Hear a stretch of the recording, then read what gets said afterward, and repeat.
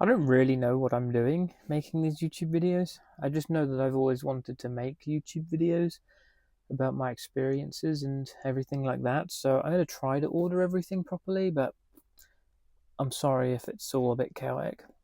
Um, in today's video, I'm going to talk about my experiences with voices and kind of just a little bit about like what that experience is like. And I think the best place to start is like what I mean by hearing voices, right?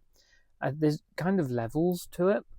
There can be voices which sound like there are someone physically next to you screaming in your ear. I've had that before, like ah, like screaming right here. So that kind of like strong hallucination. And then it can be at the lowest level, voices which don't feel like they're my own thoughts, but they're not really coming from outside my head. But kind of sound like they've been shouted far away in my mind, and they're like in an echo kind of way. So I might be sitting there, and you know how when you think to yourself, you sit there and go, I'm having a nice day today, but that thought is happening internally. Kind of sounds like that, like an internal thought, but it's kind of a little bit further away and it feels disconnected from me. So maybe I'm trying to build something and I'm like building a little Lego model or something, and then I'm like, oh, I've dropped a bit. It will be like a thought will just go, you're stupid, or there you go, clumsy, or something like that. And it's like you can kind of misattribute those sometimes as voices because they are thoughts that don't feel like your own thoughts. And then somewhere in the middle is what I call kind of like the background voices. And these are where, say, I'm sitting in my car and I'm hearing people around me talk, but I can't see anyone. So I'm in like an open field and I just cannot see anybody, but it sounds like there's people talking around me. Um, I was in a woods once. I think this is probably the most notable one. I was not in a woods, but in like a massive park, and I was in a wooded bit, and I was walking through it, and I was really having a bad kind of day, and it sounded like there was whispers and talking going on all around me, but there was like nobody, right? And so those kind of happen when things are really intense, and then when things go to like I'm in full blown like psychoses, I'll hear those screaming voices. Um, like one time I was having an episode and it sounded like there was a person in the street going, "You have schizophrenia. You have schizophrenia," and they kept chanting. And I actually was looking out the window trying to see where this noise was coming from because I could hear it as if it was coming through the window, you know. And so I left the house and I followed that hallucination all the way around until I sat on the corner of the road and I couldn't hear it anymore. Um, it was shortly after that that I ended up going to try to get some help, which I talk about in my story. This was after an old man had taken me, and I was living in an abandoned building at the time. Um, but when the voices can get really, really bad, but there is tears to them, and I think when you're suffering with hearing voices, it's really difficult to be able to differentiate between what you're hearing and what you're not hearing. That's kind of one of the worst things about psychoses that lasts from the condition, is that you hear something that isn't real, and then kind of you have this internal mechanism of not responding to things which sound disassociated to you.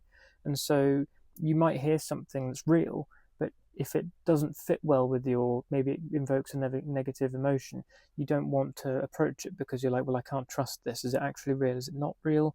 And that can be really difficult. It can work inversely too for good things. Um, but yeah, hearing voices is really, it's a really complicated experience, I guess. It's just one of the many facets to psychoses. I'm going to talk about all of the things that I've suffered from because I've suffered from a drug induced form of schizophrenia. I think that's the only way to describe it, looking back on it now, for the last 11 years. And that whole time I was unmedicated. So I've kind of had to just learn how to deal with things for myself, terribly so. Happened because I was mistreated by medical professionals. I wasn't given the help I needed, so instead it became part of the delusion, and I forever just didn't want to seek help. And then when I did, I had a bad experience, so I kind of did it all by myself. Voices can be really confusing as well because you can build on voices. I think that's another thing that's really not spoken about, is that sometimes, especially when you're getting to be delusional, you're trying to settle yourself down and look for things that reinforce your reality in any shape or form. And one of the ways that you do that is that when you hear a voice, and maybe that voice is useful to you, maybe it's like, you are special or something, it says something like that, you're like, oh, actually, that's a real voice. That is something from the ether. Maybe that's an angel. Maybe that's God. Maybe that's um, a broadcasted thought from somebody else. Oh, that reminds me of something I'll talk about in a sec.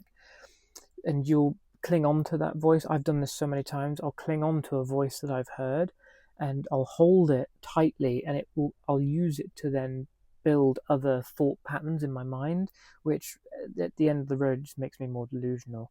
But that's something that's really bad about thoughts, is that they can be voices and thoughts, is that they can be used to build new thoughts and new hallucinations, which is kind of interesting because it kind of has a, you know,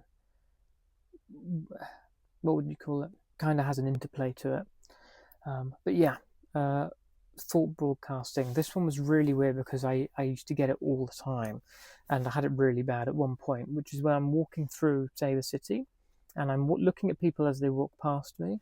And this made an obsession. I just started looking at everybody that was walking past me. This got really bad at one point because I could hear their thoughts, and it would manifest as kind of like a voice, which sounded like it was in like a bubble here. It didn't sound inside my head, but it kind of sounded outside my head at the same time.